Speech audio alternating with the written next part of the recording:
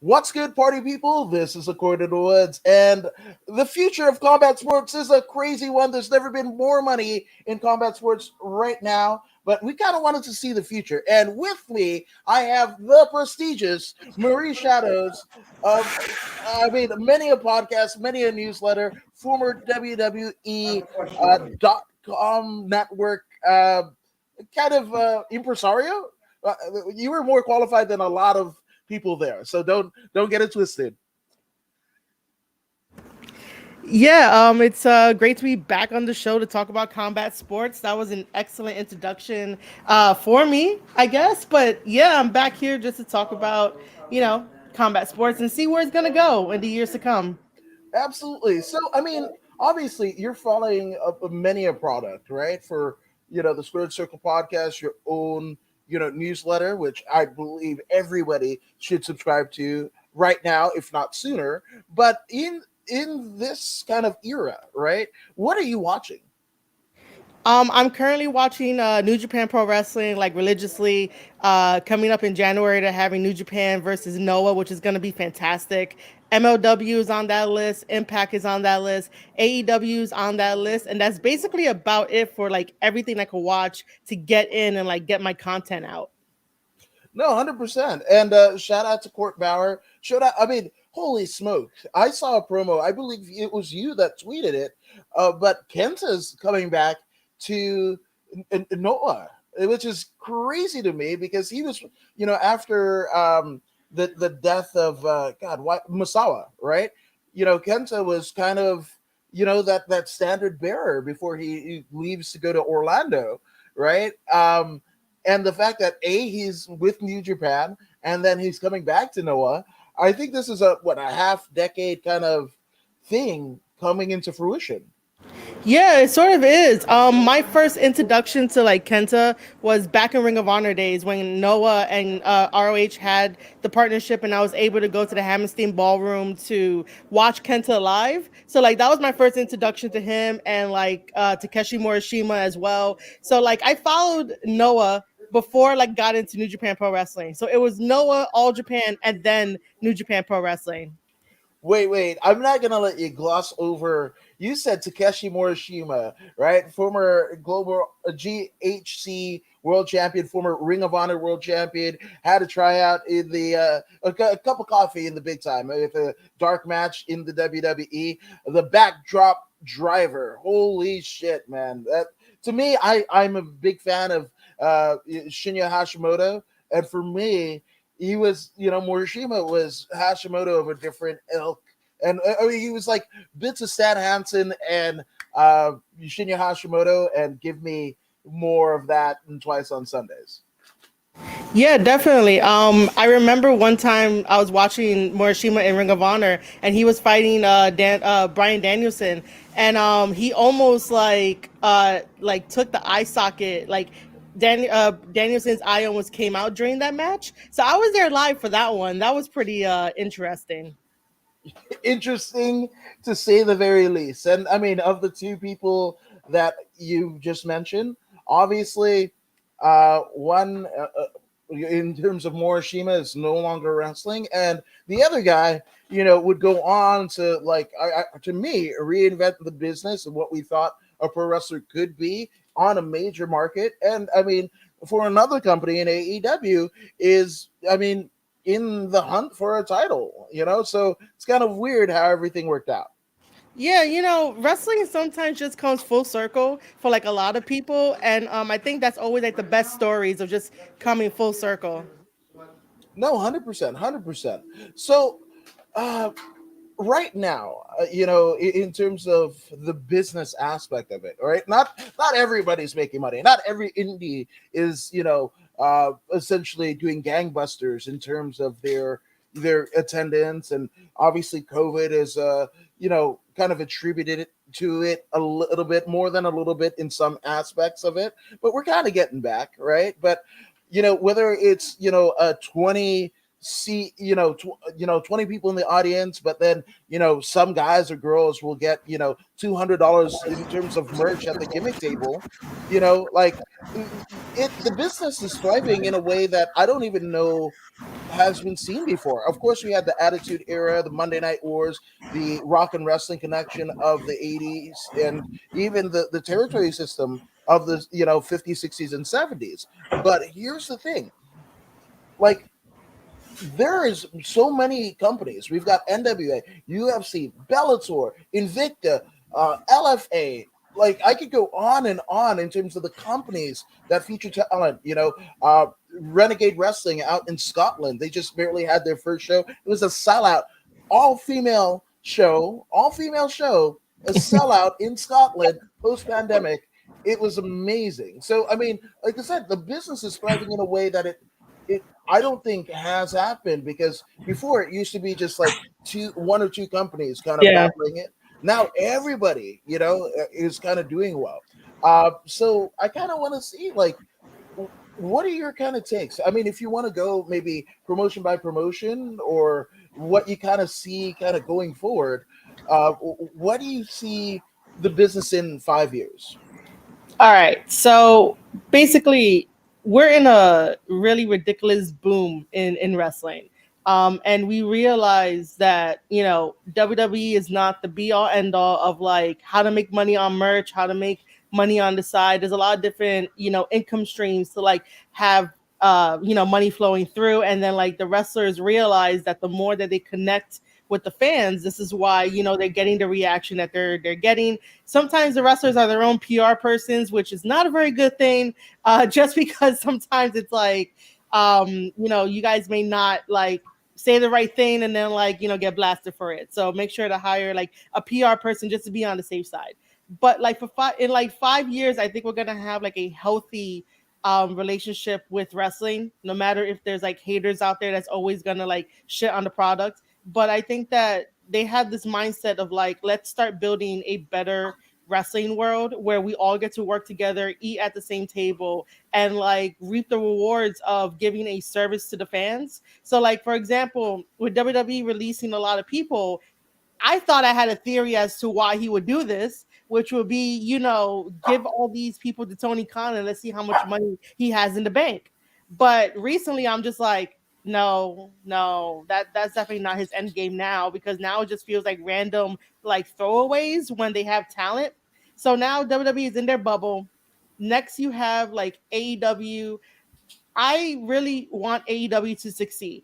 If people read my tweets online, you might think that like I'm just cold hearted and no, I'm telling you the truth of like some of the things they need to like fix, which one thing will be they will have to get a headquarters, because you can't necessarily like keep saying you're from Jacksonville out of like the Jaguar Stadium. Like that's not a headquarters. Get an actual headquarters, hire actual teams so that way your wrestlers don't have to feel burnt out by all the hats that they wear, and give the task to the appropriate team members. Because essentially you want your performers to train with the other wrestlers so that way you don't have like sloppy matches. You don't have mess ups. You have your life in someone else's hands. So you got to work on that like dynamic. The wrestlers have to be wrestlers. They could do outreach stuff like whenever they want to, but essentially you need a team to do all the behind the scenes stuff. So that way your wrestlers can flourish and you get more money like that. You focus on more stories like that. Those are like the two major things that like I would want for AEW to implement like in the next 5 years to be stronger and get more money and not be in the red. And then maybe release the video game afterwards. Like GCW is doing very well. I'm surprised that they sold out the Hammerstein Ballroom. Really? To me personally, if you sell out the Hammerstein Ballroom, that's a little bigger on like the accomplishment list of like besides Madison Square Garden, because everybody goes there. But if you're able to sell out a more local, intimate setting, you made it. GCW has like a weird magic with the fans. And that's why I think like, now they're like surviving and bringing in like new fans because they got it and they're not gonna, fix what's not broken, you know? Let's see who else. Impact Wrestling is doing their own thing. I feel like they're in their own world that like, it's still like a cult feeling in a way. But at least they allow the wrestlers to like learn and do what they need to do, and also that like the way that they do partnerships with like and New Japan Pro Wrestling feels a lot better than when we had the partnership between New Japan and like AEW. I don't know, just some weird, stupid thing of like, AEW has to be on top of like winning the matches over other people. Like, I don't know about that. Let's see, like New Japan is flourishing. What I would like is to have more American fans like be open to the idea of supporting the New Japan Strong guys and also like New Japan guys too as well. It's really sad when people have to like shit on a product that they don't understand, but yet then would watch like anime and want to partake in Japanese culture, but yet then you're like, oh, I don't watch New Japan Pro Wrestling, I don't watch New Japan Strong, but yet then when you finally do, you hear people say, oh, I should have watched it. Oh, I should have been following it. Well, I'm one of the people that like really have a passion for New Japan and like really put them out there and put them on my podcast.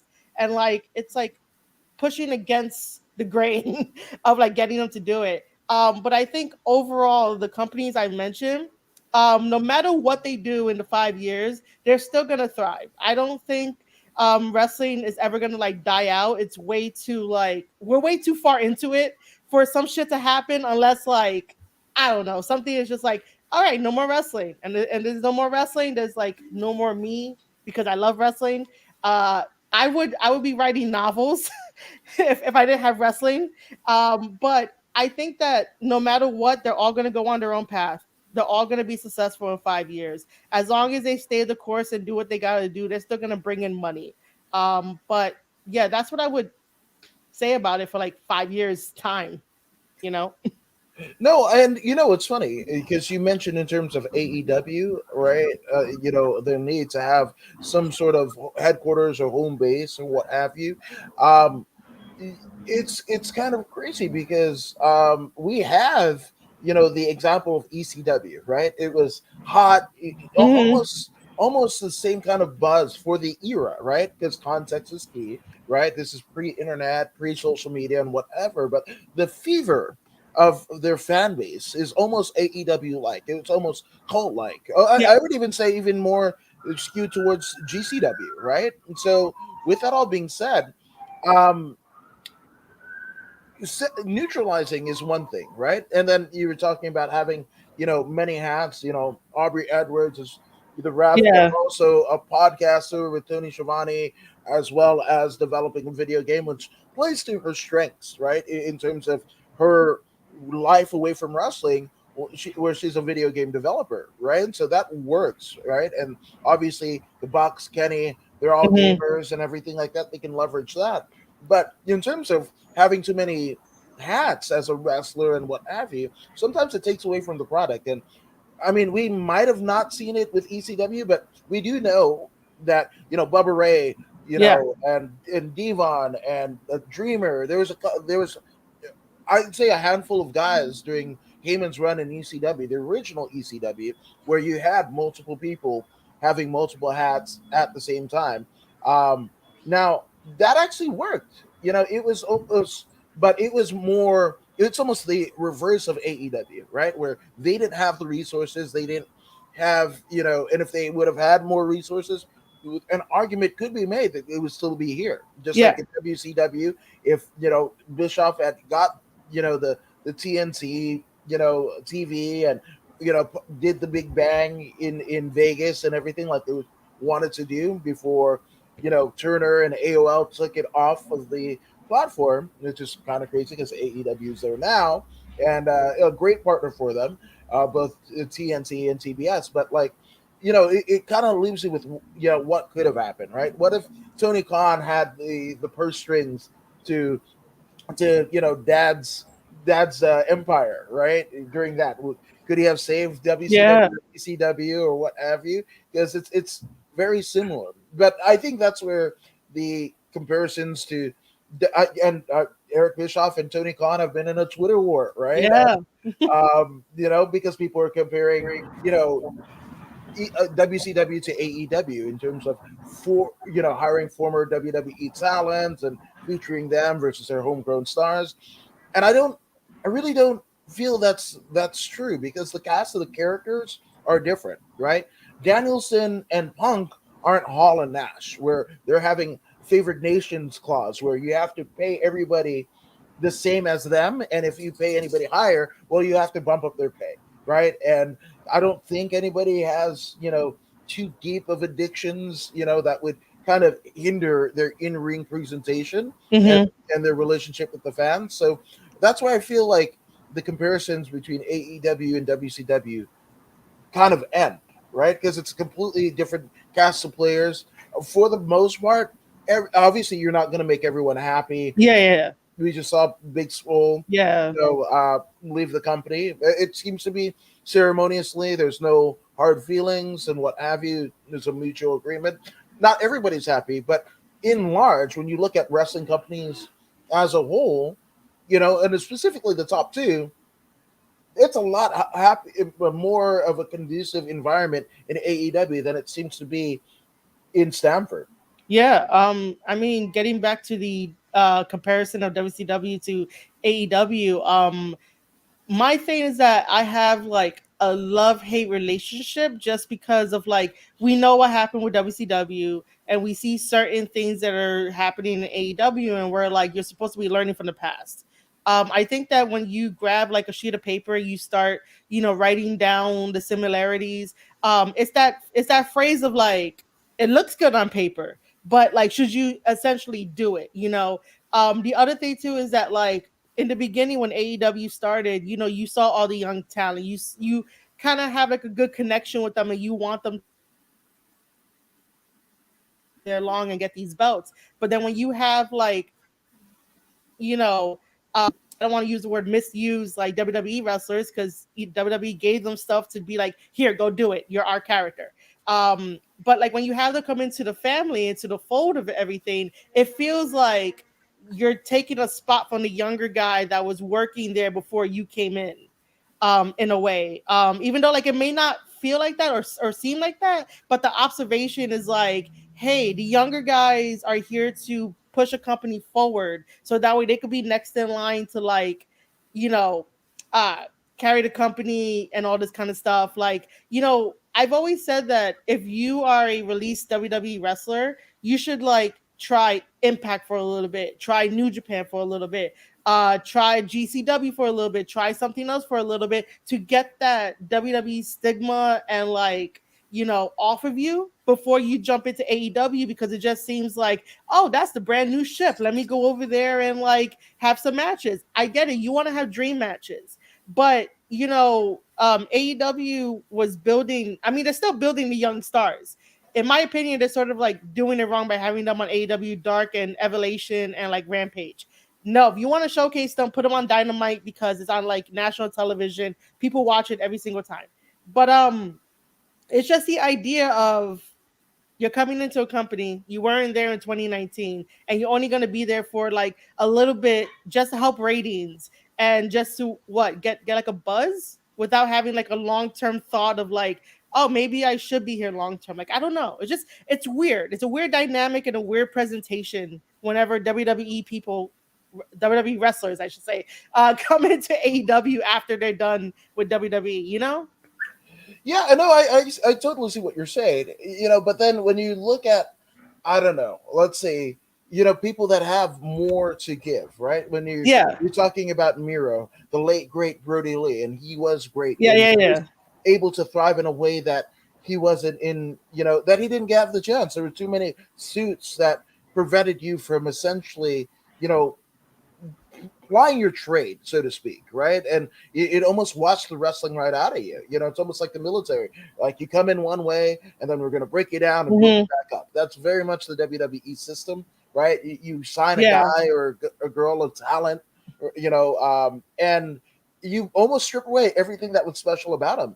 In terms of WWE doing that, the most current and the greatest example within the last 5 years of them doing that is none other than the King of Strong Style, Shinsuke Nakamura. Pretty I much. still, I still have the New Japan World, and not saying that New Japan isn't the greatest, but that was the reason why I was like, yeah, I'm gonna take a jump on it. I've seen so many things on YouTube his entrances. That is a guy that is a star. That is a guy Yeah. that if you're walking down the street, you're like, who the hell is that? Mm-hmm. Right? Where you don't need any fluff, you don't need any sizzle. That guy is a sizzle. Like he's a once in a generation type talent, and that is WWE.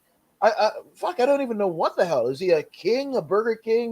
He's I don't know either, man. I'm trying to follow along and I can't follow along anymore. I'm just like, oh, it's Shinsuke again with the Intercontinental Championship title. Like, why? Like, give him something else to do, or let him be who he needs to be in the world of WWE, and people will take to him. Just let him do what he needs to do. I agree. I agree. But in terms of like the release talent, I believe there's a place because even the WWE in the mid 2000s, right? Uh, they got to a point where obviously The Rock and Austin left, right?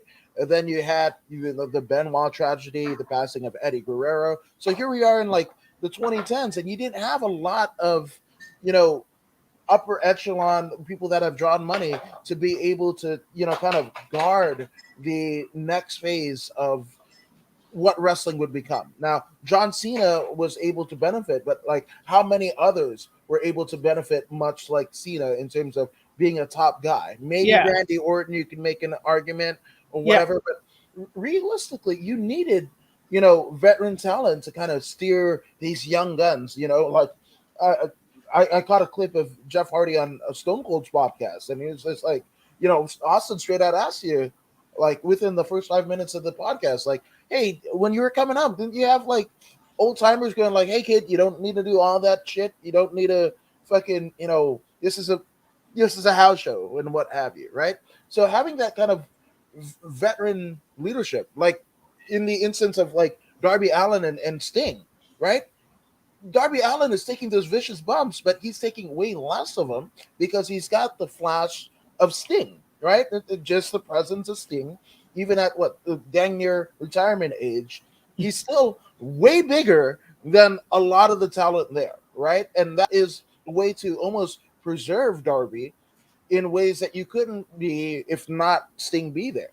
It adds to the presentation. And then, if you're just flipping around the channels on a Wednesday or a Friday night, you're like, oh shit, that's Sting. I remember. yeah, yeah, yeah, yeah, And it brings back the nostalgia versus like, I think the first match of Dynamite last night, they had Hangman Adam Page, right? And I didn't see him like I must have turned away from the TV or whatever. But hearing him on commentary was weird because that was a unrecognizable face versus a yeah. Punk. You kind of know if you've watched any other exploits, Jericho, right? Mm-hmm. When they're on commentary, you're like, oh, that's a voice that I Yeah, remember. yeah, yeah, Same thing with Jim Ross. That's a voice that I remember. Tony Schiavone, that's a voice that I yeah. remember. So that and because of the totality of it, right, it's going to bring in some of the latent fans that went away when the Mm-hmm. Attitude Era left, or whatever their boom period is. It might even garner new fans because, like, hey, Darby Allin, if you're a certain kind of je ne sais quoi, that dude is your dude. Yeah, Or Britt yeah, Baker, man, like Britt Baker could be an Instagram whatever, but she's an actual practicing dentist yeah. in Orlando. And then I mean, it, talk about building stars, right? I think AEW has built Darby Allin in a way that nowhere else has. He's been before, has built him up. Britt Baker is a star. John Mm-hmm. Silver is a star. I don't agree or watch everything on BTE being the Yeah, yeah, elite, yeah. but the Dark Order, right? Or as Jim Cornette says, the Dark Order. And I don't think that's fair. I think you are getting them. There's vehicles that you can do to elevate talent. I mean, the reason why Brody Lee, one of the major reasons why Brody Lee, came across so convincingly in his Yeah. short tenure with AEW was the fucking BTE segments with the Dark Order where he's playing papers and shit like that. Mm-hmm. And to me, I think AEW is perfect because you got the. Imagine if you were like trying to figure out a finish of a match, and you can go to a Dean Malenko, an Arn Anderson, a Billy Gunn, a fucking Sting, Tony Schiavone, Yeah, yeah, like all yeah. it, like so that's where and that's why I feel also that it's a little bit different than. Yeah. I totally agree with that. That AEW is one of the most different products out there. They are the alternative. They just have their flaws like everyone else. But I don't mind when like veterans help the younger talent. I really don't mind. I love that. I love that. So that way I can sit in and like, listen to and pick their brains. Like I love that kind of shit. But sometimes when you have like veterans like a CM Punk or a Brian Danielson that like came into the fold and they're having these stories and these matches that don't quite make sense, because it's like, I get it, you guys are veterans, and normally in like WWE logic, veterans take the loss to like the younger talent. But in AEW, I just want like them to focus on one story at a time, and to get their reps in, and to help put that young talent over, rather than just having a single match and then move on to the next, and then move on to the next, and move on to the next, because that's like, well, what are you doing for that younger talent? You just beat them. Like, are we talking about that talent? No, we're talking about you. And like, that shouldn't really be the discourse. It should be us talking about both of you guys together and how beautiful the match came out. And like, that's why it was a little difficult when they announced CM Punk versus Lee Moriarty, because I'm like, yo, Lee is such a really good talent. Punk is getting in his reps. I personally like would have called for a draw or like a DQ or something, just to save Lee Moriarty for not suffering a loss when he just got his first victory. I'm like, it doesn't make sense. See, that's like my love-hate relationship, where like, I don't mind the veterans tell the young guys, hey, work on this, work on that, you should do this finish. Have like classes with them. Versus, when they have the matches, it's like, do you really need that win? Like, is that really going to help you with your character? Is that going to help them with their character? Are we going to see the young talent again on AEW Dynamite? Mostly they go to fucking AEW Dark. Like, I don't get it. Like, I want AEW to make sense of everything that they put forth into the universe. And this is why I think that they don't have their priorities straight, and they need a writer. And if they want a writer, I'm available because I have a degree. And I will definitely set things straight to be like, we have to do a TV show. We can't do an indie show because you're on national television. Like, it gets me upset. It really does. I mean, if you were to, obviously, you're not writing on this very podcast, but if you were to kind of book, AEW as it stands now, and we have, you know, when Paul Heyman was approached to come to Impact Wrestling, right? He wanted to basically fire everybody over 40, right? And Dixie Carter didn't want to have it. Dixie Carter wasn't having it, and what have you. So Heyman didn't come in, and I just shudder to think what that company would be if he would have come in. And I mean, how desolate the WWE is, because look at how shitty it is, even with Heyman's booking, and the only things that work on the fucking program is because Heyman has his hand on it. He's almost King Midas at this particular juncture of their and his career. But like Lee Moriarty, like even the name, right? Mhm. Like I've got a weird name thingies, and maybe it's because I grew up with pretty big boss man, pretty like in terms of syllables, Yeah, they're yeah. very easy to pronounce, right? When you got Alan Five Angels. Now I know John Five, who is a great guitarist and played with Rob Zombie and Marilyn Manson and all that stuff. I don't know if that's that, right? But like an Ace Austin or an Austin Theory, Yeah, it's yeah. a weird fucking thing, because I'm all like, I keep wanting to call Austin Theoretical Austin, and then Austin Ace would be my. Yeah, sometimes my brain does that too. Yes, right. So like Lee Moriarty versus CM Punk, right? Like, can you imagine a wrestling fan base getting a chant for Lee Moriarty going? Yeah. Do they go Lee, or do they go Moriarty? Like, it gets weird. I think they do it by his last name. I've heard it like maybe once or somebody posted it on Twitter of like how the crowd was chanting his name. And he did reveal on Twitter that like he thought that his name would be very hard to pronounce. So, but luckily he went to just have it like that. And I'm like, yo, that sets you apart from like everybody else, because at least I remember that. Oh, this is Lee Moriarty. Yeah, But herein lies the, I guess, theoretical quandary, right? That I have, right? Because you said, and I think it should be noted that AEW tries to be like a pro wrestling gorilla on national TV, right? A PWG, a very indie presentation, right? But you're trying to appeal to the masses to get yeah. over a million, viewers week to week, yeah, and consistently, right? So, but you know, when people are flipping across the channels, right? What do you do if there's a CM Punk and Lee Moriarty in your estimation, right?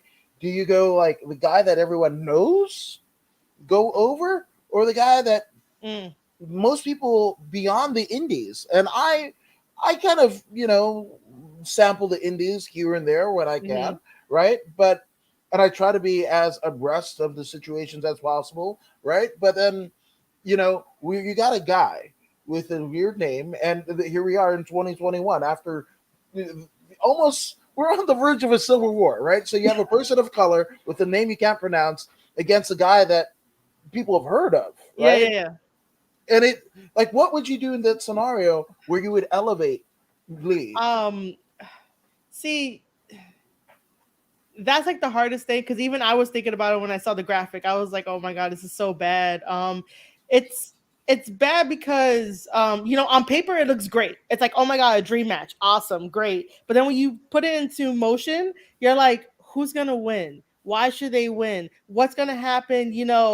Is this gonna continue on Friday? Are they gonna have a match on Friday?" Even though that show is taped. But either way, but like, all right, fine. Let's like, hypothetically, like all this stuff. Let's say that Rampage is not taped and it goes live on Friday. Okay. Would you, okay, so let's say that for me personally, I would have like either a DQ or a count out or just something to protect Lee. CM Punk doesn't really matter. He made it into the business, whatever. He gets his flowers. But Lee needs protection more than CM Punk. I would have done something like that and then try to continue this on Rampage and see what happens and have like a series to tell this story of like Lee is so ambitious, he's not gonna give up. And him facing CM Punk is like, will be a great accomplishment on like his resume. So he's going for that chase of I need to defeat CM Punk. I need to beat him. He's like 40 something. He can't breathe in the ring. I got a shot. And then CM Punk is probably going to be backing off and be like, "No, kid, you already proved yourself. I already had my dream match. We already ended in like a count out or whatever. You don't deserve my time. It's on to the next. I have to worry about MJF. Have this fucking chase, and then like have like MJF try to come in to do some other stuff. Maybe say some stuff. Don't have MJF like attack CM Punk just yet. We got to wait to the payoff. But it's that thing of turning the gears of you have two people. You have an indie darling sensation, which is Lee Moriarty, because people love him and love what he does. And then you have CM Punk, who has his flowers. That should continue to like Rampage. And then maybe if it needs to continue, put it back on Dynamite and showcase, what the young talent can do. As far as like who wins in this series, obviously to make the overall story of CM Punk and MJF stronger, CM Punk has to go over, Right. unfortunately. But in the tail of all of that, you make Lee Moriarty look strong because you know that he's going to be there, he's going to be loyal, and he's going to be ambitious to let fans know that he's here to stay. You know, Right. I don't think AEW thinks about their stories in terms of they have AEW Dark Evolution, Dynamite, Rampage. How do these stories flow along in all of these contents to continue and have you to keep watching? If you're having ratings fall off, it's because stories are not connecting. We're getting random matchups, random people. One week it could be a very great story, and that won't show up for like another 2 weeks. What are you doing? No, continue with what you have. And don't let like AEW Dark be like the stomping grounds for things that could be on television, things that we could want to see on television.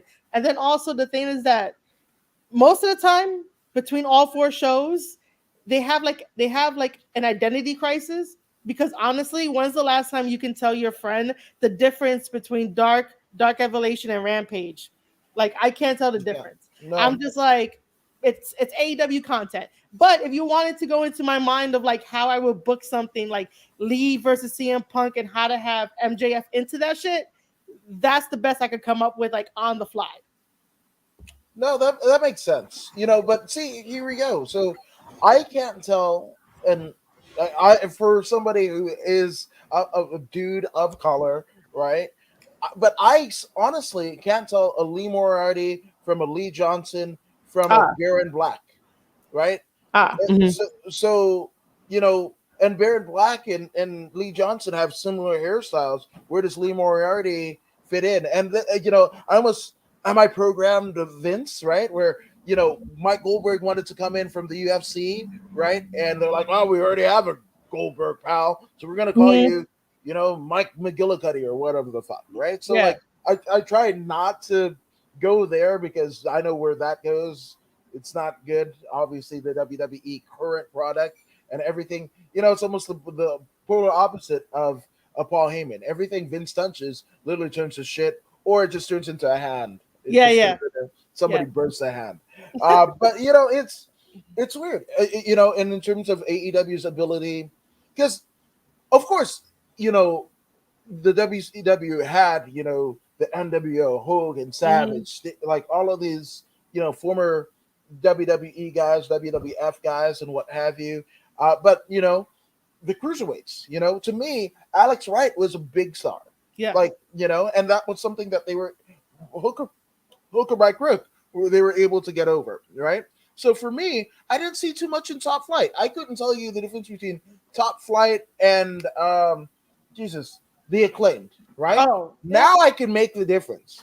Mm. Now I can make the difference, and I want to see those teams work with the FTR. I want to see those, like obviously one of the Top Flight brothers are injured, Yeah, right? yeah, So yeah. they have the other one, right? Yeah. I can't decipher one from the Um, other.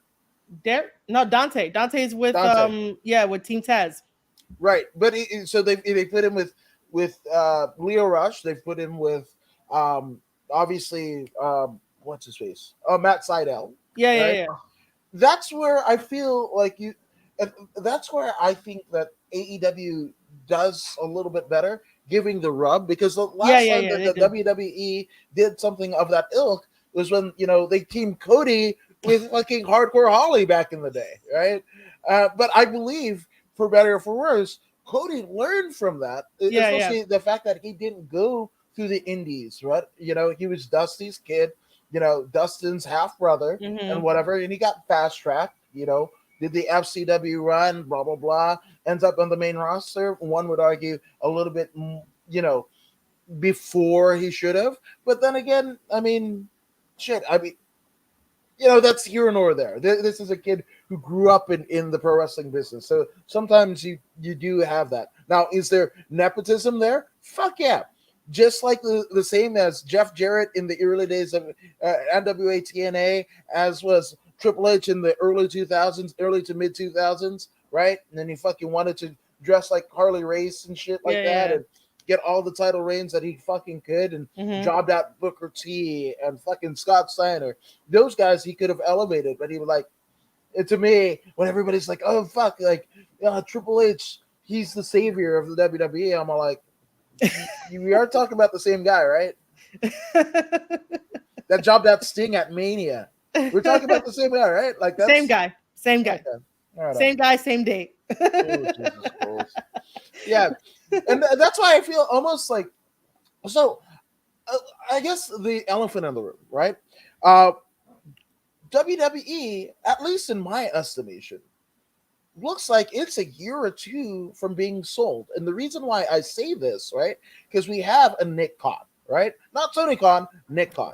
And they could be polar opposite. One wants to sign everybody, the other wants to fucking fire everybody. Could be polar opposites. And I mean, Nick Khan, just to show you how much of a heat seeker he is.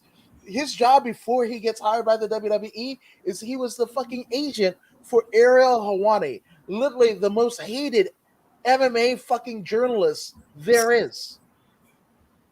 And then he gets hired on with the WWE and runs roughshod, right? So so with that all being said, I feel within the next 2 years, WWE is going to get sold. And Nick Khan is, if you've worked in any company, right? If you work at fucking Target or Walmart or whatever, and they get bought out or they take on another company, I would actually say maybe Kmart would be Hmm. a better comparison. Yeah, Kmart yeah. in the States, right, got bought by Sears and whatever. They also bought out here on the West Coast, Orchard, a small kind of retail home and garden supply place and what have you. So, with that all being said, Sears would have probably input somebody on the board of directors at Kmart and like to trim the fat and whatever. So Hmm. when a potential sale happens, Yeah. it's all clean. Nick Khan is that guy for the WWE. There's no doubt in my mind.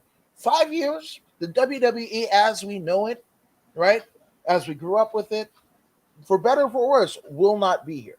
I think it will be a part of a large conglomerate. And to me, I'm thinking Disney by way of Fox, and I put that asterisk in there, right? Because one of the things that Vince has left to do in terms of Vince, bucket listings is to get a physical Hall of Fame, right? So you either do Disney by way of Fox, right? And you got Universal Studios Orlando as well as Hollywood, or you go. Um, I'm sorry, I fucked it up. So Disney World or Orlando, and then Disneyland here, right? And then if you do NBC Universal, they have Universal Studios, and Yeah. that has again Orlando and LA or Anaheim, theoretically. So that's where I feel those are the only two suitors. I don't think Tony Khan is going to come up and whatever because the price tag is going to be so inflated. It's not even crazy. You have to buy a shit ton of shares, and anybody that kind of knows or has dabbled in the stock market, where a lot of people have in the last 20 some odd months or what have you, right? The fucking AMC or not the AMC, but the GameStop kind of fucking explosion happened almost because the guy who created Pets.com bought a shit ton of GameStop shares at like $4 a share.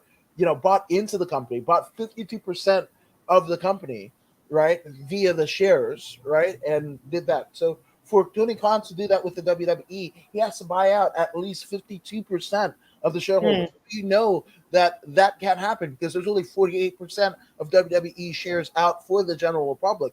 Vince McMahon and whether it be Vince McMahon or Vince McMahon, Triple H, Stephanie, Linda, and Shane, right?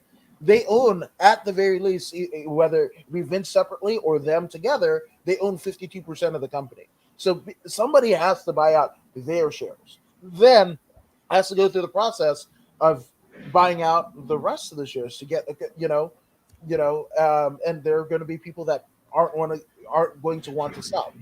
So the only person that, I mean, the only corporations that can do that is a Disney or an NBC Universal, Yeah. right? So that's where I think WWE is going to be, right? And what is that going to say about Roman Reigns' legacy in 10, Hmm. 15, 20 years? I don't know, right? Because, a lot of people give shit to Bret Hart for being a fucking, a champion of a downtime. Well, you can't say this is a fucking great time. If you didn't have Saudi money, the Yeah. deals with, both USA and Fox, right? And, selling the fucking the library. Why would anybody else touch it other than NBC Universal if you fucking sold your tape library, right? So that's I why worked hard on that library. I know, I I worked know. hard on that library when I was there. Which, which, by the way, I mean, when that happened, how did you feel personally? I was just like, damn, you eliminated a department that, like, if I, try to go for like a job interview, I'm gonna be like, well, they had it. I was part of it. It was a thing. I have to be like that now. But I was just like, man, I did so much work on that. I wrote some of the freaking show descriptions for like the Raw, SmackDown, and NXT shows that like I watched. I try to make the SEO as best as possible for the subscribers and whatnot, and it's just like it felt like a a burden and like a chore while I was there anyway because the supervisors were being overworked. That's because like they hired anybody and everybody to like come in and like do that work for them to make it better rather than hiring people who know the product other than myself and like two other people. But like just hiring anybody and everybody, and when they messed up, the supervisors had to pick up the extra work and the extra slack that like people will mess up on. So, I felt kind of bad for them, but it did feel like it was a chore for like them. Even though they said they loved it and they liked it, but I'm just like, nah, I can see this as a chore for you guys. Yeah, ugh, that's rough. So it's almost like it's a mercy kill, the fact that they went to NBC Universal, but then a bunch of people lost their jobs, so that's never Yeah. fun, right? Which has been WWE's kind of mode of operation in the last, I don't know, 20 months, Right. right? I will say this though that the day that WWE does decide to sell, I don't think I'll be ready for that. We've had WWE in our lives for years. It's like that one thing of like, it's always been there. And the moment that like it leaves or it changes name or it changes ownership, I don't think I'm gonna be ready for that. I do remember that I probably might have said it on your podcast last, but while I was there, they were joking about buying Disney. And I was like, you guys are not gonna buy Disney. Like, stop it. But I remember that conversation. That was a really weird conversation just to be a part of. Like, what? What do you mean you guys are gonna buy Disney? You guys are not gonna buy Disney. But yeah, the day that WWE sells, I don't know how I'm gonna feel about that. Yeah, it is. It's definitely an end of an era, and we talk a lot of shit. Whether we online or whatever of the current product, but for many, I believe you and myself included, that was our first kind of Mm-hmm. Yep. introduction to what pro wrestling was. And if Mm-hmm. you can never forget your first, right? Yeah, That's pretty the much. old, right. So that's that. But before we get to that, because there's a lot of other things, a lot of moving parts, right? We've got the NWA, right? Yeah. I feel the NWA is in solid hands because you had an instance where obviously there was it got really murky in the like post WCW buyout and whatever. They had the international championship and whatever, and then they spun it out in the mid '90s. They had like Mike Rapato, the Colorado Kid, and Sabu and Chris Gandino as champions and what have you. But it was very weird, right? And then I believe it was Bob Trowbridge who had the first like NWA title tournament that had obviously Danielson, who had just got fired for choking out Justin Roberts and what have you, right? He was in that. Adam Pearce, Colt Cabana, right? Then you Mm-hmm. go into the end of that partnership with Bob Trowbridge, right? And then it gets sold to Bruce Clark. But at the end of it, it was the 7 levels of hate. Do you want to talk about indie wrestling? Colt Cabana and Adam Pearce for the NWA title, like Mm-hmm. in the I want to say it was like the mid 2010s, right? Something Like like that. yeah, something like that. And I mean they utilize the NWA like territory system. The ones that were still there that Yeah, yeah, recognized the champion. They didn't have a huge budget or whatever, but they were able to leverage these two guys to wrestle on different shows across the world. I thought it was brilliant, and the payoff was amazing. And that's where I really was like, there's something in the indies, and yeah, I yeah, just I just love that fucking title, like the design, what yeah, it yeah, stands for, the definitely. champions, and the lineage and everything like that. Then you get to weirdness where uh, Jeff and Jerry Jarrett start NWA TNA, Yeah, yeah. and they pretty much shut out all of the other territories, right? That were still paying money I don't know how they were still paying money into you, but we're still paying money to have an NWA champion, whatever. And NWA TNA almost exclusively takes it and whatever. There was a whole lawsuit and whatever. Yep. Now you've got Billy Corgan, right?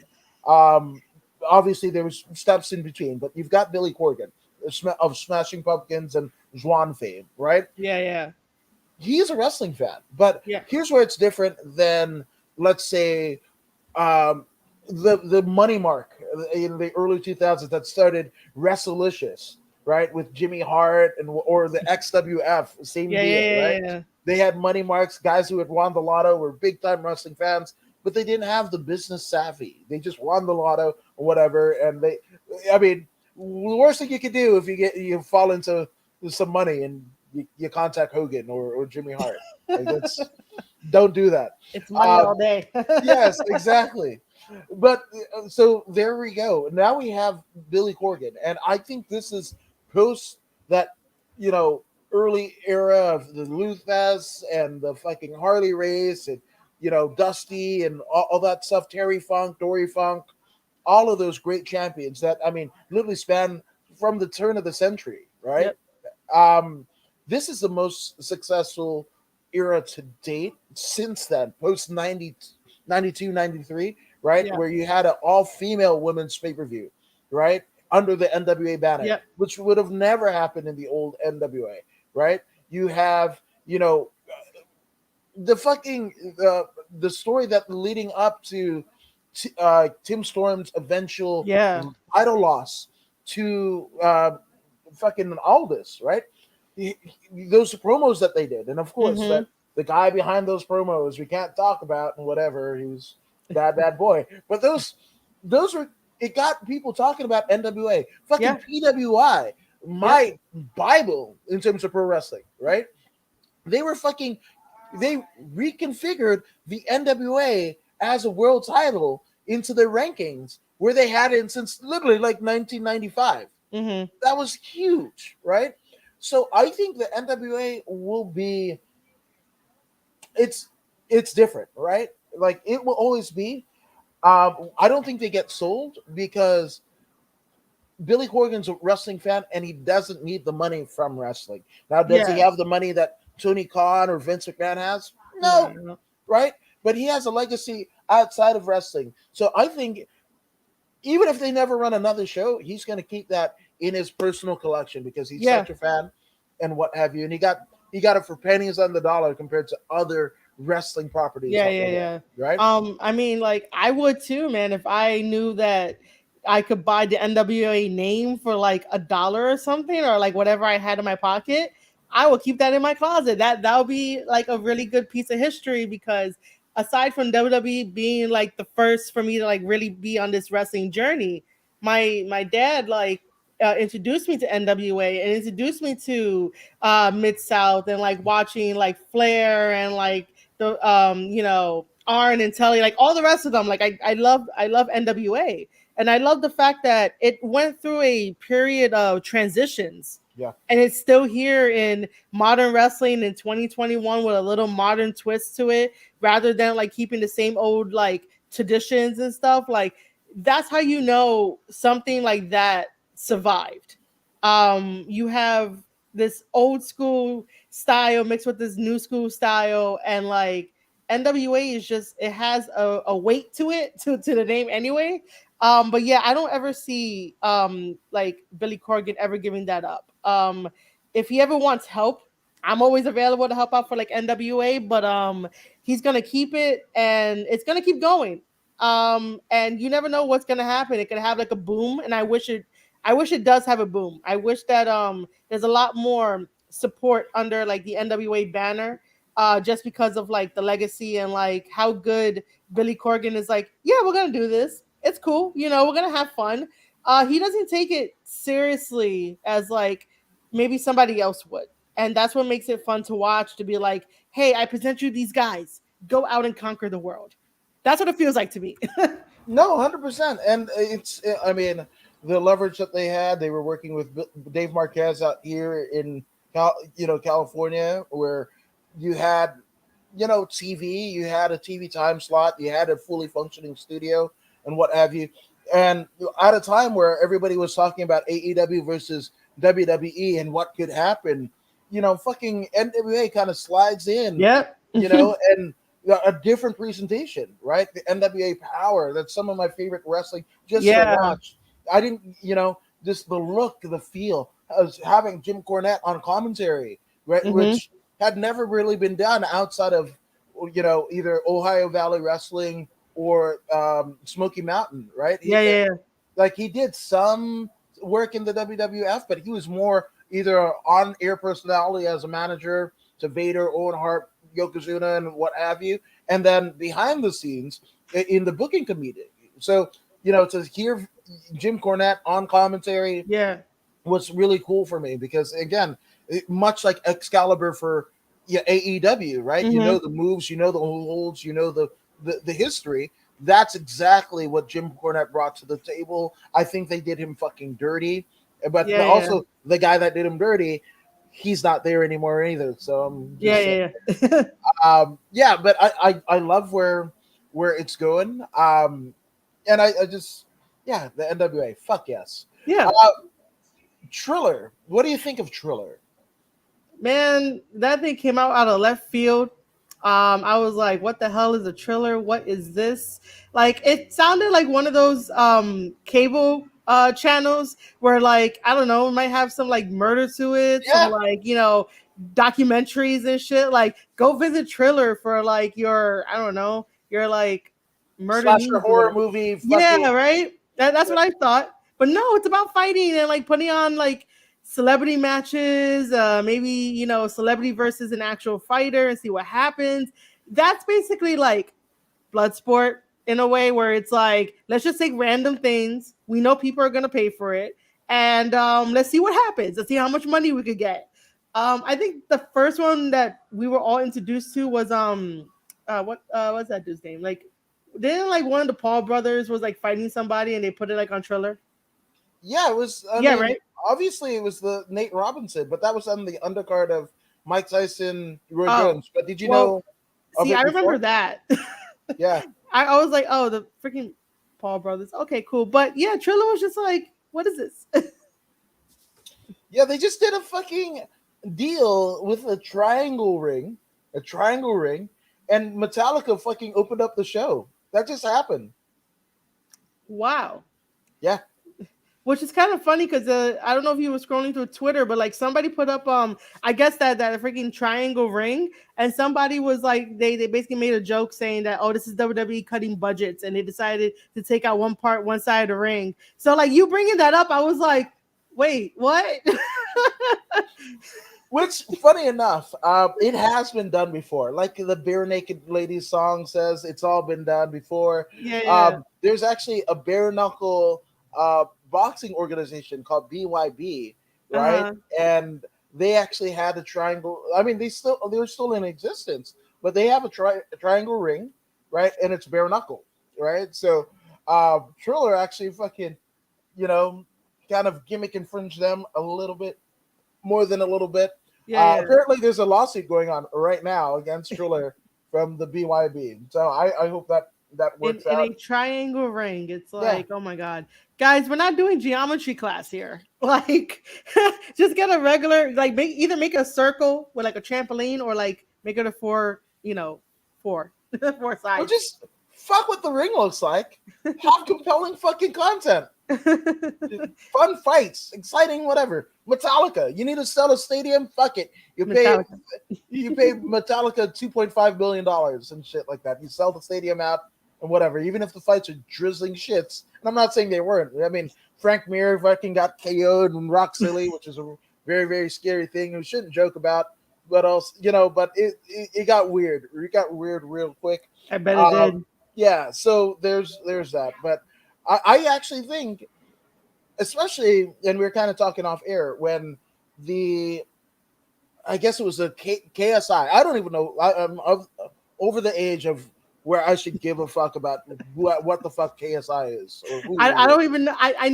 I know him by name and what he does, but I don't really care. I'm sorry if fans Right. out there like KSI. I don't really care about him.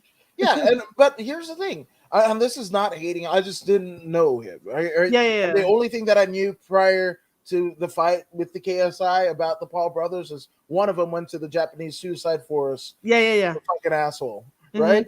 Mm-hmm. So that's all I knew. But these two guys sold out Staples Center, and I think that was the precursor of what now Triller is, right? Yeah.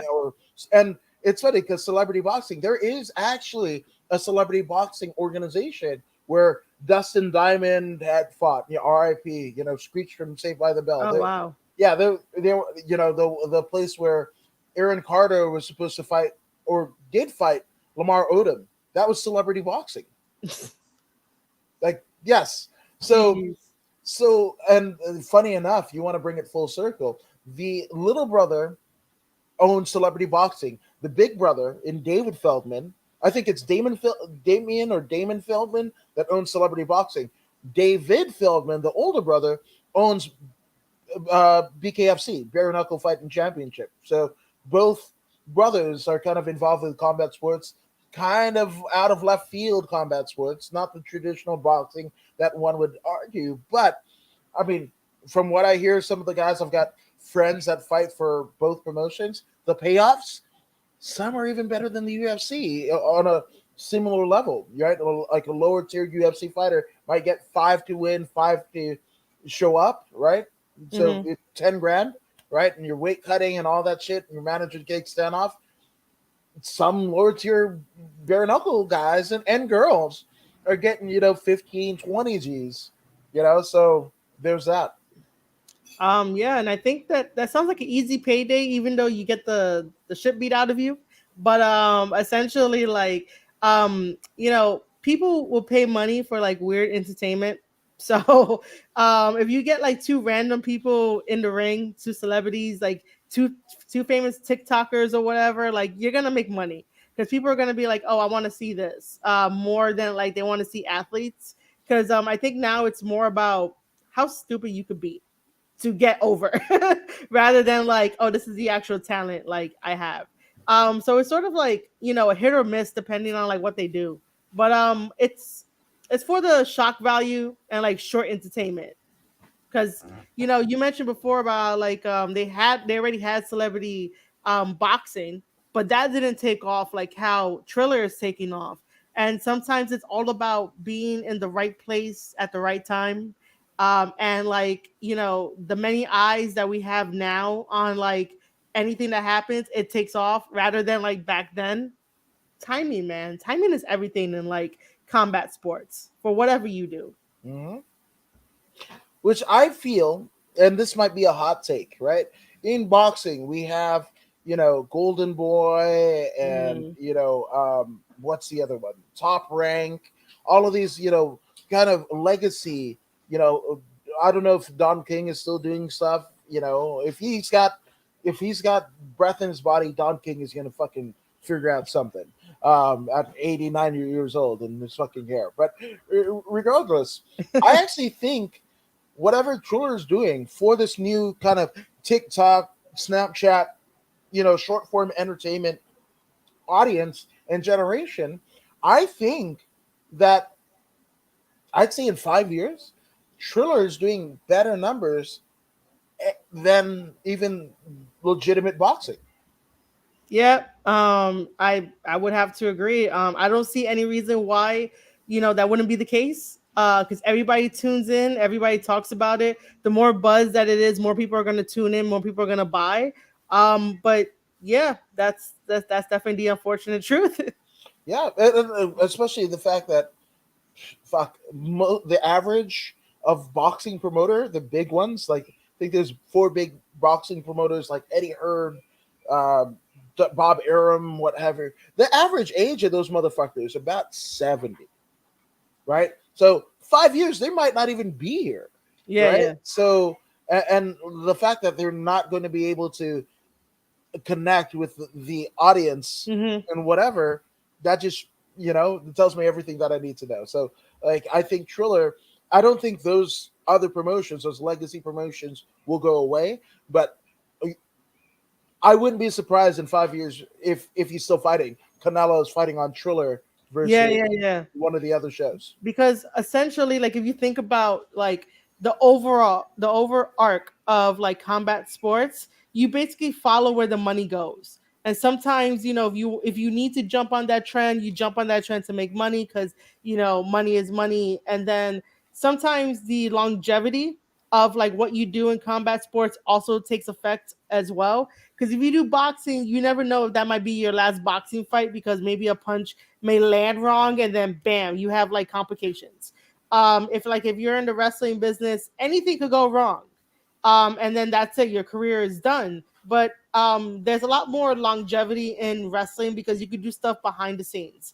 I don't ever hear, like, in boxing, a famous boxers doing something behind the scenes to like help out their company with like the younger guys, like how you hear it in wrestling. So like everything, the overall arc of it is like you got to follow where the money goes, and you got to make sure that you're able to have longevity in any kind of like combat sports. That's like the tricky maze like movements you got to like go through.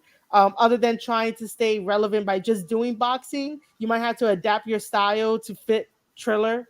And if you need to talk shit to like a 20 something year old who's famous on like TikTok or whatever, try your best. There's wrestlers out there that can help you with like to cut a promo. But other than that, like, you gotta look out for yourself as well in combat sports. So you gotta follow where it goes. No, 1,000%, 1,000%. Now, obviously, I mean, the UFC and Bellator, they're almost the AEW and WWE of the era, or even WCW and WWF of the Monday Night Wars, right? Bellator is owned by Viacom. UFC is owned by Endeavor, the biggest talent agency in the known land. So, I mean, with those numbers, we just had Bellator has done probably the best numbers both on viewership because they just show it on either Spike TV or Showtime, right? So that's that. But then they are selling out like places like the Forum here in Inglewood, right, in Los Mm-hmm. Angeles, right, and I mean, that's 17,000 seats that were there to can see AJ McKee not only win $1 million, but also the tournament final because they did an 8-man tournament for the featherweight Grand Prix and also the featherweight title. 17,000 people paid attendance for what theoretically is the second biggest MMA promotion in the land. So and then you've got the UFC. They're the standard bearer, Mm-hmm. right? Yeah, Yeah. do you train UFC, bro? Is what people will get, right? So, and I don't want to lump like the one championship or an Invicta all female women's promotion, where a lot of the females in the UFC now came from Invicta. I don't want to lump them in, but in terms Mm-hmm. of like where you see, and especially you were talking about the wrestlers helping out some of these guys and girls or whatever. We're seeing Paige Van and the rest of American Top Team, Junior Dos Santos, right? We've got Cain Velasquez, obviously Brock Lesnar. Not all in AEW, but Yeah, yeah. ventured into pro wrestling, right? Colby Covington is a prime example when they first did what they're doing in AEW. American Top Team invading Impact Wrestling or GCW with Bobby Lashley and whatever. Colby Covington was there, and Colby Covington learn how to be a fucking heel, where he talked his way into two fucking title fights, right? Mm-hmm. So, with that all being said, where do you see the state of MMA in 5 years? I don't really follow up much with MMA. I learn basically from you and whatever I see on Twitter about MMA. But if we just had to talk about like where I see it in 5 years, I definitely don't see it going away. I definitely see them adapting and changing more, just to like fit with the times. Because I think if Triller is gonna be around for like a good while, they're gonna have to compete with Triller. MMA doesn't have to worry about wrestling. They don't have to compete. They don't have to compete with them, because they already told us wrestling fans that it's fake. Like, why the fuck would you want to watch it? So MMA already was like, fuck you guys. We're the top dogs here. But they have to worry about Triller now. I think that they will eventually adapt.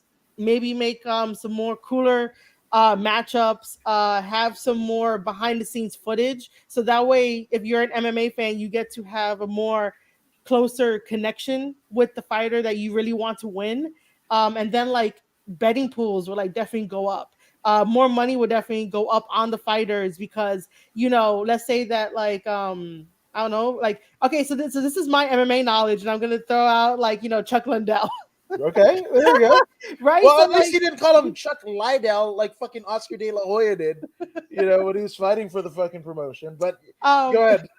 so basically let's throw him out because he's one of my favorites to like watch when I was watching MMA. Right. Let's say that he came back in, right? He's gonna have his fan base, but let's say that if UFC decides to do more behind the scenes stuff where they're interviewing him, they're showing the workout, they're getting like a really in-depth analysis, his fan base is gonna grow, and therefore like his money is gonna grow as well. And then like the promoters and the agents are like, we got something here. So I don't really see MMA going away anytime soon in 5 years. I think they're gonna like adapt, play to their strengths, and watch what other competition is doing, just so that way they could get ahead and still be that like standard bearer of, hey, we all watch UFC, you know? I like it. Now it's funny. I think to transcend a generation in your particular scenario, I think fucking Chuck Liddell needs to fucking light firecrackers out of his butthole and put it on TikTok. And I think that's the only way that you'll get Chuck Liddell, the Iceman, Yeah, yeah, yeah. to connect to a 14, 15, 16, 17-year old male, female, trans, LBGTQ, Yeah, whatever, yeah, and maybe dress in drag. Like that's where we're going. I feel that. And here's the thing. I actually think so. MMA, well, specifically the UFC. The UFC, I think what will happen is obviously they've conditioned folks, right? yeah. Over the course of the pandemic, from July, mid July is when they've had their first post pandemic 2020 show, right? And they've conditioned their fan base to not only buy UFC Fight Pass, but an extra that's $10 a month, an extra five, now $7 a month for ESPN Plus, and on Hmm. top of that, one time a month, $90 for the pay per view, right? So they've conditioned. They've That hurt my conditioned. heart. Yes, 100%. 90, 90, 90, 90. my Sis. heart. And I live in California, so when you're out the door, I'm at $112 with California Oh, state tax, oh. right? So there's that. But for guys and girls that are training, right? And I think gone are the days where you have specialists, a specialist in jujitsu, Hmm. specialist in Muay Thai or boxing or whatever, and they learn a strike or where they learn, different aspects of the game. You have kids that are learning MMA right from the beginning, Yeah. right from the fucking beginning, right? And it sucks because I think being a straight mixed martial artist, like I feel being a world champion, right? Hmm. And being able to pay for your family and have a legacy, those are two different things in the UFC specifically, right? Because you have Amanda Nunes, who's arguably the baddest gal on the planet. She's knocked out Ronda. She's knocked out Cyborg and everything. Holds two divisional belts, right? Did what Connor did, but of the female aspect, and she's fighting again in I think a week or two, right? But she's an openly gay, I mean lesbian woman, right? Oh yeah. Her Yeah. her wife fights in the UFC as well, right?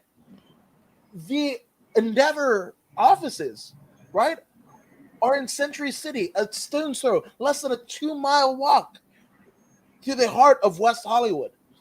And I agree with like Joe Rogan. You have Amanda fucking Nunes, right? Openly lesbian, what have you. Her wife fights in the UFC. She's the baddest person ever. Why the fuck don't you have big ass looking posters of Amanda Nunes with both belts and whatever in the heart of fucking West Hollywood, going like, she's one of us. Mm.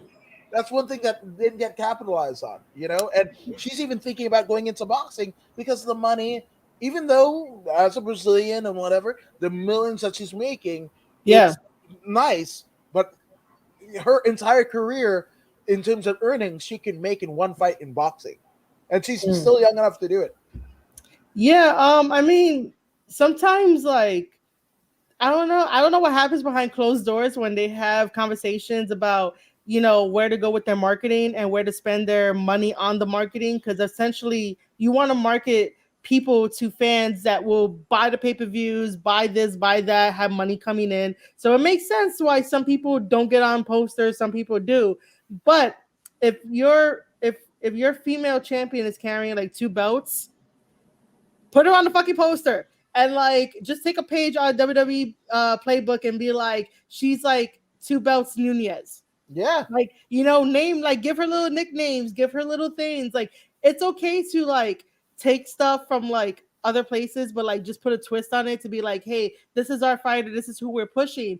And regardless of like, her status of like, her being a lesbian because she's a fighter,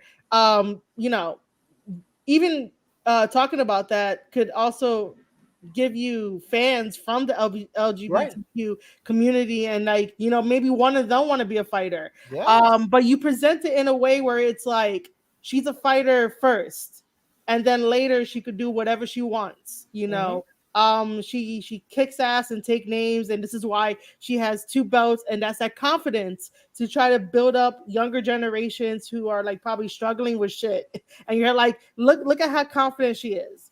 Like, you can definitely be confident too. And they might want to go to like a UFC event if they have the money.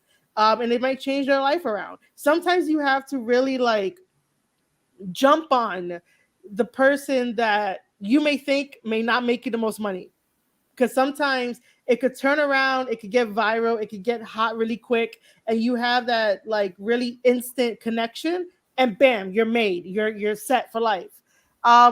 It's also too that like I get it if you put like a guy on the poster, I get why the guy would be on the poster, but sometimes take a shot in the dark, put a female on there, put maybe a trans on there or something, or like whatever issues we're dealing with, a person of color or whatever. Like, you never know what can happen that will take off, and like again go back to the cycle of not only making money but open the doors to people who think that they can't enter into a sport because of how they look, how they feel, how they talk, or whatever the case may be. You never know when you might strike gold, and if you think like this person is not gonna make it viral for you, just take a fucking chance. If it fails, it fails. You learn, and then you get up and you do the same shit over, but you do it better next time. Like they should have went with her. Yeah, no, 100%. But in terms of a dude in color, of color being a badass and putting them on the poster, I think they learned their lesson with John Jones, where that dude fucking coked up, crashing cars, crashing into pregnant ladies, running away from the fucking cops, and Yeah. then But and then going back for the money and the coke, and then running back off into the night, like we're pissing under the fucking ring when the testing was supposed to be there. Like, oh, John's not here, and he was taking pisses under the ring. And the fucking damn, you gotta love the fucking the persistence of USADA, because they were trying to get fucking court documents to get the fucking samples from under the ring. This shit is wild. So I kind of figure like that's why the Endeavor is not going all in. yeah, but at the same time, it's like you had like one guy doing crazy ass shit, right? Yeah, So you learn from that, and then like the next time you try to put someone on a poster, you're gonna have to be like, look, you have 30 days. Don't do shit for 30 days. After we take you off the poster, you made your money, you can do yeah. whatever the fuck you What the want. fuck Like, you don't want? give us Yeah, bad PR for like yeah, 30 days. I don't know. I'm just throwing it out there just to be yeah, funny with it. But like, I will give them like, yo, don't do shit for 30 days. Like, train, eat, go home, have fun, play some video games. Don't fucking coke up. Don't give yeah. us a bad name and shit like that. Like, I get that. Like, you're not supposed to put that person on the poster because it's Right, like what kind of message you're sending. But at the same time, it's like you're an adult. Your life shouldn't be that bad. If you need right. someone to talk to, go talk to fucking somebody and just Yeah, have them hear you out. You don't have to coke up, pee everywhere, and whatever. Like if Yeah, you do that, if you do that, you need a sit down talk because it's like, bro, yeah, what's happening? Tell me, yeah, you know? yeah. Well, I mean, for me, I feel like he's the like. There's three Jones brothers, right, and two of them play in the NFL, right, and are Super Bowl champions, and then the other one is the best fighter of all time in a consensus pick, right, or at least one of the greatest fighters of all time, right, and the greatest fighter of all time is the one that is getting punked by the other two alpha males in the fucking family. So Oh I man, I'm not gonna say that's it, but like when you say like your brother who just won the Super Bowl, like Dana, give me fucking $2 million. I'll beat my brother's ass like I do yeah. every Thanksgiving. That's gotta fuck with your head a little bit. Yeah, I can see that too, where it's like always a competition between siblings, and I totally get it. I also think that for the future of combat sports, every combat sport should implement at least like therapy once Yeah, a week. That like it's therapy directly from the company, not that you send your guys to like a therapist like somewhere else. No, it has to be from the company once a week so that way these guys can get out whatever the fuck they're feeling. If they have a problem with somebody else, get that shit out. If they have like home problems, get that shit out so that way it doesn't affect their performance and it doesn't cause them to want to turn to alcohol, drugs, or whatever the case may be for like their addiction, just so that way they feel, so that way they feel like they can escape without really escaping. But I think that the future of combat sports should invest in that because one, therapists get money, that they have jobs, they help out people, but do not subscribe them like any fucking pills. Just have them fucking talk. yeah. And it's a lot more better than like subscribing, giving them pills or whatever. But I really hope that within the next 5 years there's something like that. Every combat sport should have a therapist there for them to talk about their problems because it gets overwhelming to do it either every day or either every like month, to like be in really tip top shape, to make sure that like you don't cheat on your diet, you're eating the right stuff, you may like cause harm to your body or whatever the case may be. Like it takes a really huge effect on like wrestlers, boxers, MMA fighters and stuff. So I really hope that if any of the companies are listening to this, make sure you implement like your own therapy, like therapy sessions with your guys like once a week. Just so that way we don't have any more people dying off at like a young age, because I'm a little tired of hearing this person died, that person died, especially like in the wrestling community. Like, it's time to change the sport by like coming together and like talking, your problems out, because you Mhm. never know, you might find your epiphany, your silver lining when you're talking to somebody and you're like, oh shit, I really do have a good life. It's just I'm under the pressure of like the fans, or under the pressure of the promoters, the agents. Like there's a lot of shit that goes on behind the scenes, and they think that is just surface level of why certain people say the things that they say or act out the way that they act out. It's not surface level. It's everything below the surface level that like nobody wants to hear, but everybody wants the service to be entertained. But how are you going to be entertained if like they're like fucking up in their head and their demons are getting to them, and you're there like, well, I gave you $20, you should perform for me. And it's like, no, it's a two-way street. Like you let them tell you their problems, they'll perform for you better. Like combat sports, make that shit happen. Yeah, I'm just saying. So quick hits. These are the ones that I want your opinion on. To me, GCW, right? They are the third alternative, even more so than Impact. They might run smaller venues, but they are the closest thing to me of what Triple H tried to do, right? Mm, UK promotion, a Japanese promotion, NXT, all that stuff, right? yeah. They are their own territory. They can run a whole deathmatch card in Iowa one day, and then fucking have Minoru Suzuki and Jonathan Grisham in LA, Yeah, and yeah. then what have you. So where do you see? And obviously the Hammerstone Ballroom, they sold that shit out within like lickety split. So where do you see GCW in 5 years? I see them thriving and surviving. I don't think that they're gonna slow down this momentum. They obviously they have like a magic connection with the fans, and then they bring in new fans because I realize that GCW is not only about death matches. Right. And I'm not really a fan of death matches, but they have a combination of like maybe I don't know, maybe like two matches are like death matches, and then the rest of it is like technical, and the rest of it is like nice and Lucha. fun, yeah, neutral. So they kind of appeal to like different audiences. So that's their driving force. So like because they sold out the Hammerstein Ballroom here in New York City, which is like one of my favorite places to go, they are set for life. Yeah, they're gonna be here in 5 years. They're gonna be like really top tier. I like it. MLW. I have a soft spot for MOW, just because I had the chance to go to Fightland live and in person and be part of press. And just meeting people that like I've seen before, like Davey Richards. I've watched him wrestle in Ring of Honor, and I bought the first ever American Wolves T-shirt with him and Eddie Edwards. So seeing him wrestle live, I was like, this is great.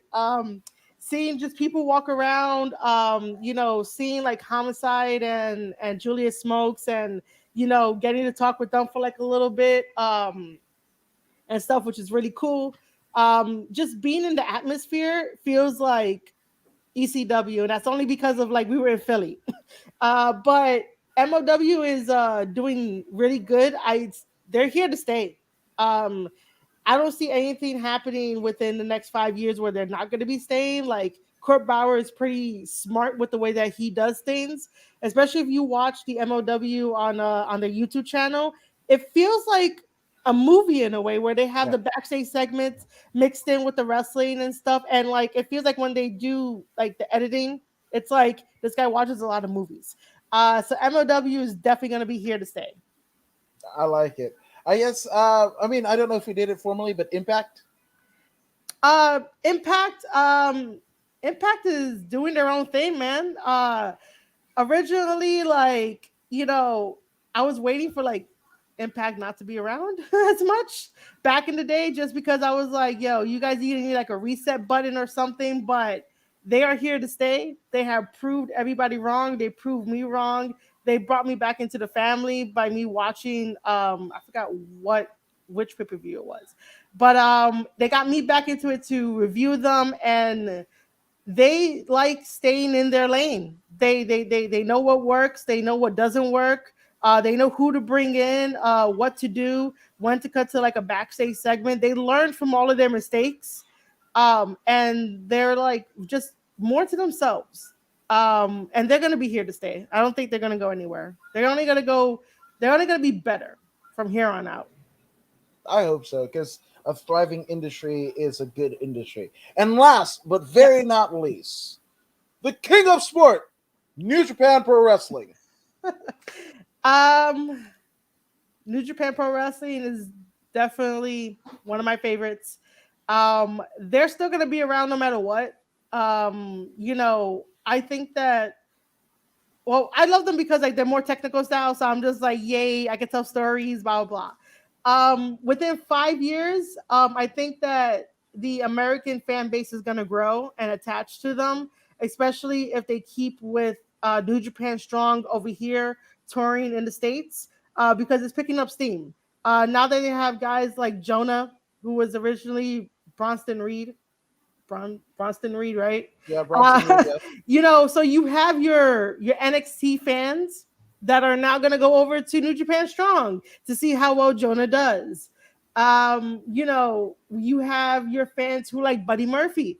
He fought Okada at Battle in the Valley. So Yeah. you have those fans coming over and they're like, oh shit, this is New Japan Pro Wrestling. So New Japan is fine.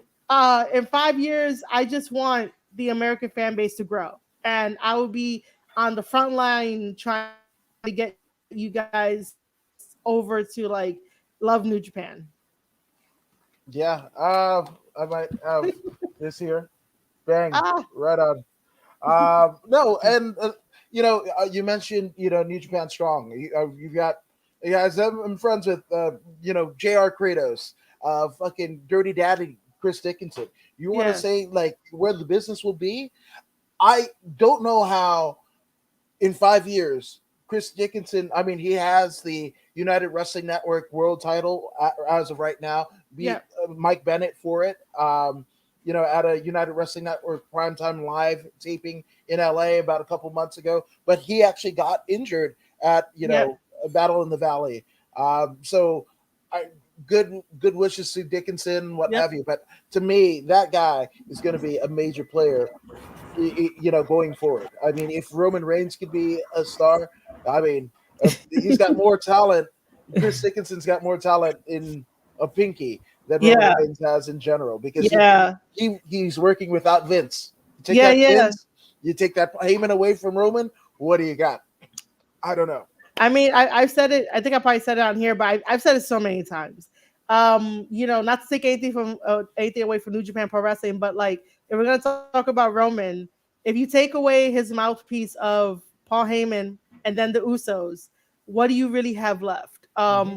He has yet to really stand on his own for us to be like, this is Roman. Let me tell you about Roman. When we talk about Roman, we always mention Heyman, Usos, but it's never like, hey, let me just tell you about Roman by himself.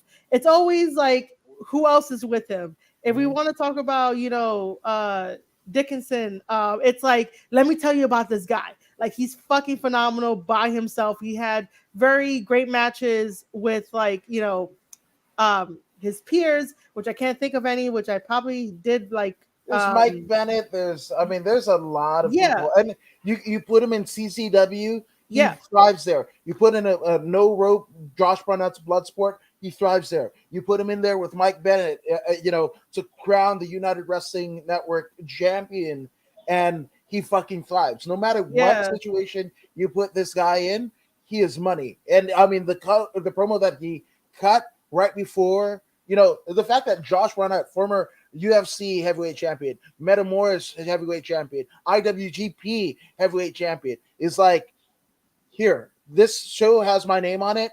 I want you to fucking open the fans, with a promo. Like that's all you need to know about Dickinson. Like yeah, that yeah. fucking Barnett on his show gives Mm-hmm. Dickinson the mic when everybody, they do it like fucking, almost like a fucking tournament style. Everybody's in the ring and Dickinson is fucking, talking shit to Suzuki. And you got Minoru Suzuki and fucking Chris Dickinson, man. Like, Yeah, there we go. I was like, I know he faced him.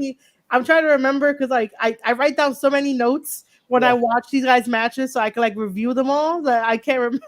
Just can't remember at this moment. No, it happens. I mean, I have a kind of an in that I was there, so Yeah, yeah, yeah, yeah, yeah. So there's that. But no, but that's it. Like Chris Dickinson, that dude's a star. No matter where you put him, he thrives. So I just dig it. I see Britt Baker being almost like a rock level type female star, even more yeah, so yeah, than Becky and what have yeah, you. yeah, They're doing all the right things with her. They just continue. I think Adam Cole being there helps both Cole and Britt.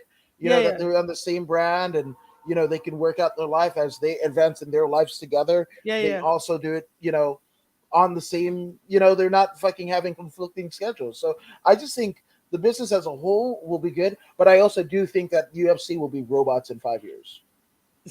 You think there'll Yeah. be robots? Yeah, because everything that is happening with guys, having fucking, brain traumatic brain injuries, and then doing some I got it, shit I got and it. fucking beating their wives or Yeah, yeah, shoot, yeah, yeah. fucking showing up to a jujitsu school, with a gun and trying to shoot people, or fucking Husmar Palahar is fucking heel Okay, I hooking get it. people and whatever. So I just think like, especially with the fucking WME, and I think they might have a stake in one of like the Robot Wars or some shit, or the shit that Christian is doing, the Knights. I don't know if you've seen it, but it's like they have knights, like literally people in fucking armor.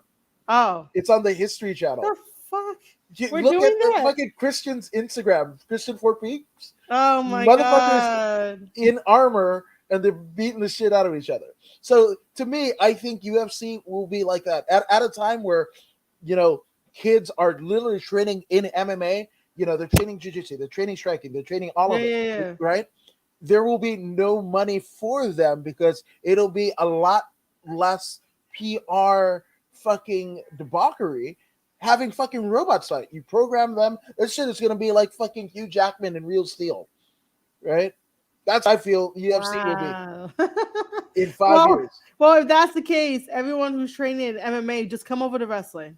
We got you. Hey, Tom Lawler did it. Fucking Davey Richards has an MMA based Yeah, style. yeah, yeah, yeah. Danielson, yeah, and that's the thing, right? They're cousins. Well, a lot of MMA fans don't like pro wrestling. Yeah, Pro yeah, wrestling yeah. fans don't like MMA, but the pro wrestlers love MMA, Yeah, yeah. right? And the MMA fighters love pro wrestling. So Yeah. that's never forget. Yeah. So yeah, have a fucking merch table, figure out some shit, and then come over to wrestling. Yeah, pretty much, right? Like we'll say you're welcome. Like come over here. Like we got cookies. You want cookies? I don't know. Cookies. Yeah, but Marie, Yes. before we go, tell everybody where they can find you on the interwebs, all of your awesome podcasting, your newsletter, which again I'm subscribed to. You guys should be, but tell them where to find it. All right. So once again, I am Marie Shadows. I am glad to be here with Woods on According to Woods, just talking about all things the future of combat sports, which I hope you guys enjoyed. And if you did, make sure to click that subscribe button and bell notification for Woods. But for me, you can find me on Twitter at Marie_Shadows. For all of my podcast episodes, anchor.fm/Square Circle Podcast. And for anyone that has ever listened to my podcast, thank you. I just got my Spotify wrapped up analytics and they are phenomenal. So thank you for that.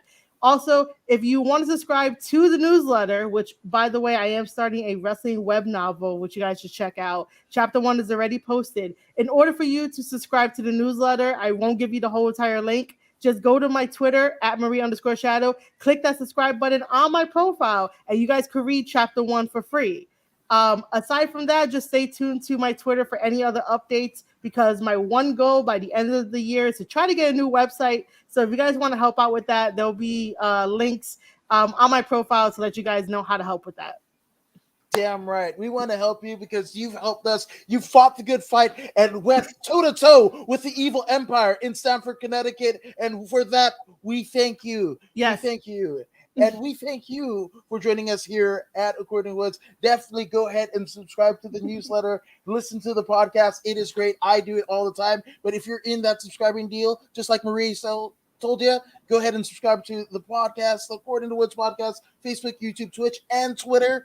But if you don't believe me, you don't believe Marie, and I don't know why you wouldn't. Speaking of MMA fighters training pro wrestlers, guess what? Here's Zeta Zhang. Hey, this is Zeta Zhang.